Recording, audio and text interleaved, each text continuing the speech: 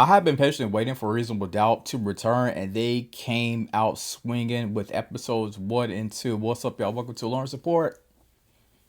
Reasonable Doubt fans, we are back. We are so back. We gotta talk about episodes 1 and 2. Oh my goodness, I've been waiting all day to talk to y'all about one of my favorite shows and talk about Reasonable Doubt. Make sure y'all hit that subscribe button. We gotta get right into it. We're gonna get right into it. Now we know. Well, we're gonna start off with Jax, Tony, and Lewis. We gotta start with the big three. We'll talk about Bill. We'll talk about Ozzy, but we gotta start with the big three. Now, we know this right here. Jackson Lewis, they seem to be happy. I'm happy for them. I'm rooting for them this season. They've been through hell and back with the baby situation. I want them to work it out. I really do believe that Lewis is going to be on his best behavior. Fingers crossed. I know. Fingers crossed. Lewis is going to be his best behavior this season. He's going to be a faithful man. I really truly believe that. Now we know Jax and Lewis is beginning all over the house. They're going out to dinner. And of course, who they run into? The one and only Toni. She mentions that my baby died because of them. And there's another gentleman that's with Toni. Of course, Jax has some great one-liners. She tells the gentleman, be careful down there because it's a swamp when it comes to Toni and her. You know what I'm saying. I even got to go there. But it's a swamp down there because she be doing men and women, right?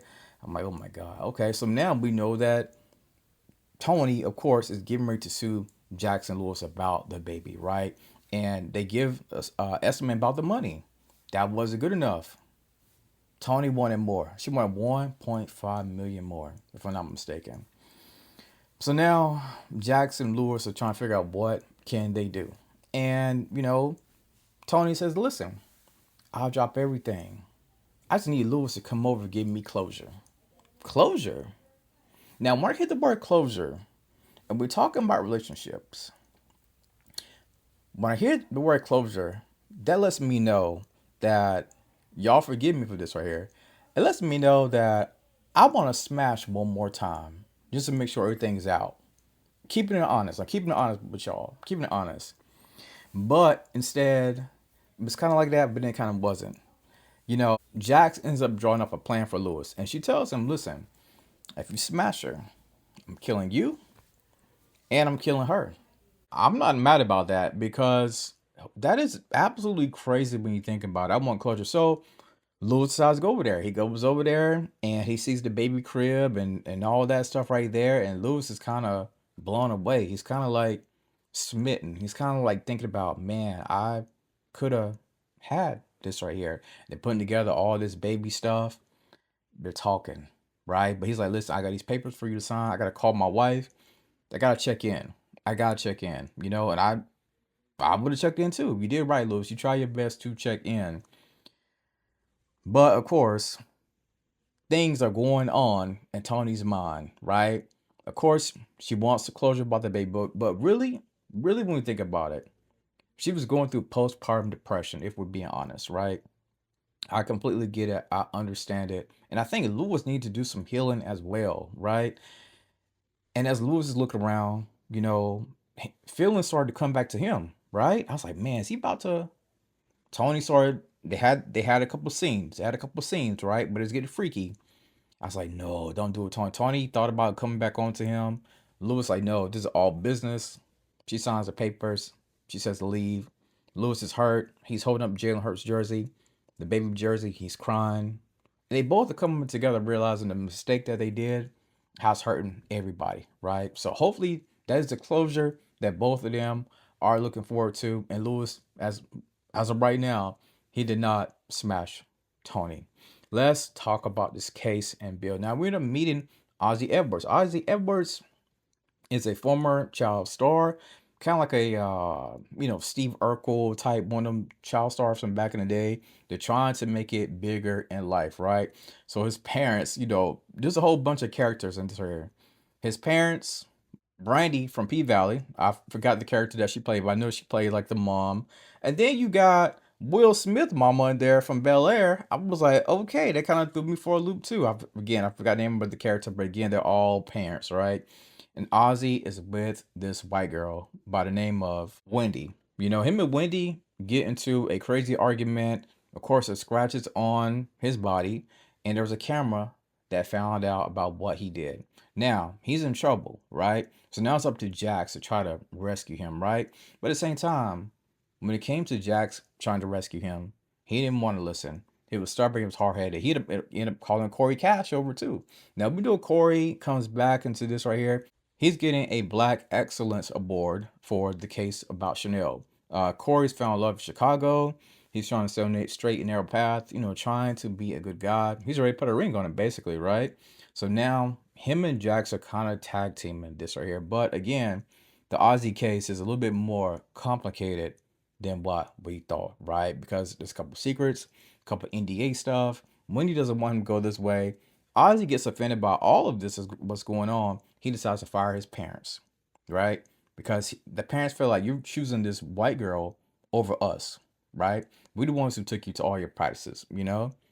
Again, Ozzy being stubborn, Ozzy is being hard headed. That's going to cost him eventually, right? Of course, he gets into a spat with Jax and Corey.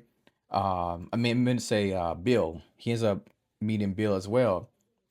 He wants to fire them, and I'll talk about Bill since I'm on him. Since I'm on Bill, Bill comes into the picture. I know you guys know this young man right from Power, right? Bill comes into the picture. He is going to be a snake.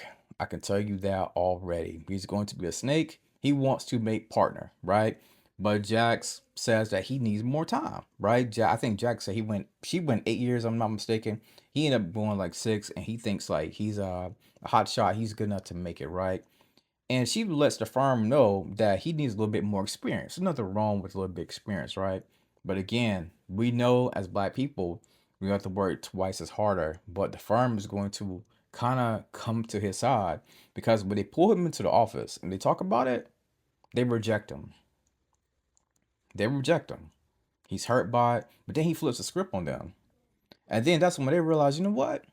Maybe we could work something out. So now they're going behind Jack's back, right? And Bill's going to be a snake. He's going to invite her to dinner. To dinner. They're going to talk. He's basically trying to pick her brain, trying to figure out how she do what she do, right? And then, of course, they're teaming up about the Ozzy case.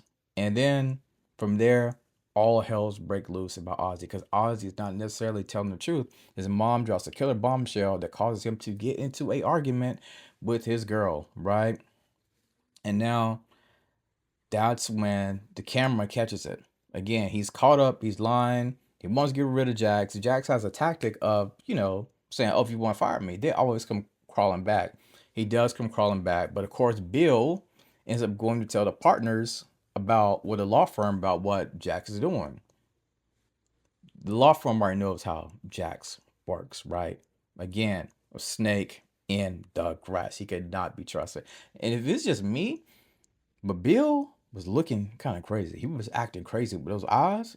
Bill was acting crazy. We know that Wendy is currently missing, right? So everybody's wondering, did Ozzy do it? Turns out maybe Ozzy did it because they found the body. They found Wendy's body.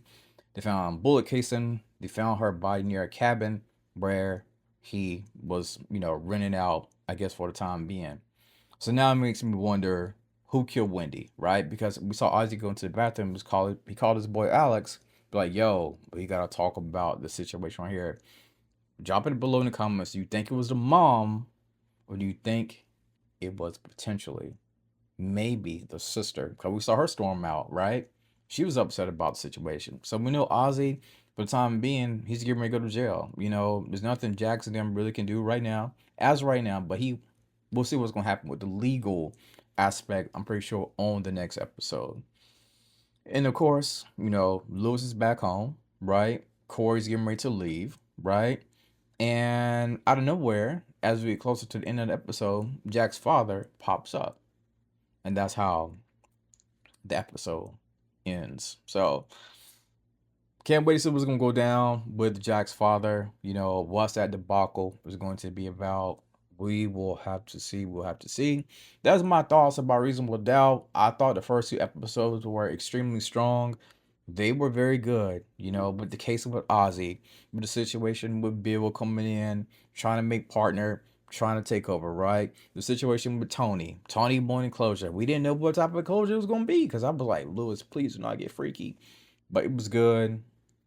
Great first two episodes. We locked in. I'll be going live to talk about this right here.